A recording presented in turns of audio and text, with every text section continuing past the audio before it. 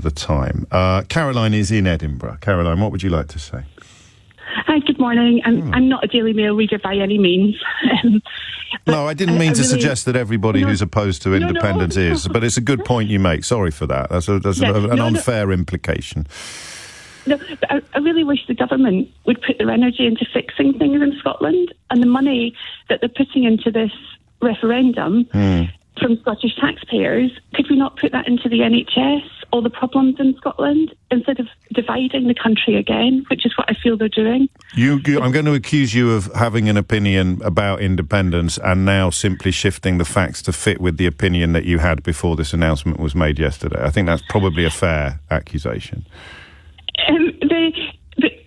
I just wish they would govern the country. But I've heard this line. It's the SNP. They keep winning elections, and their not sole purpose, but their main purpose, their guiding light, their raison d'etre is Scottish independence. You are a bit like somebody saying, well, I know that the Let's Drink Milk Party keep winning elections, but I wish they'd stop encouraging us to drink milk all the time and do something else.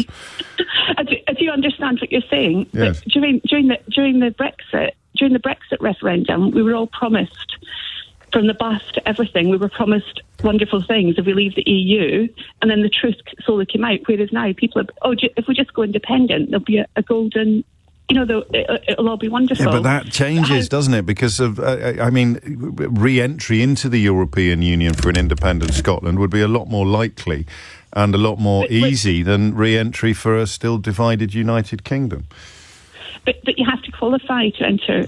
So would it be with the euro? There's no guarantee. It's not simple, but it's not. It's not a deal breaker, is it, for people who value independence already and recognise that the parallel between cutting yourself out of the single market in pursuit of some sort of bogus notion of independence is not the same as cutting yourself out of the United Kingdom and probably getting back into the single market in pursuit of a very real notion of independence.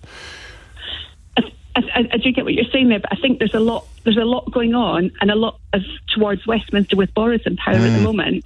And as you said earlier, if Boris wasn't, Boris is there for a term or until there's a change of government. Whereas if you go independent, that's it. You're independent. I mean, you're rehearsing the greatest hits of the anti-independents, and you're doing a brilliant job. And that's my favourite. That, I think, is the catchiest tune in the greatest hits of the anti-independence movement. The idea that we could have another Prime Minister in London soon who is not an absolute disaster, not a corrupt law-breaking liar, and anyone who casts a vote in a Scottish independence referendum based upon the current resident of Downing Street is going to end up potentially with a fat slice of buyer's remorse for the rest of their lives.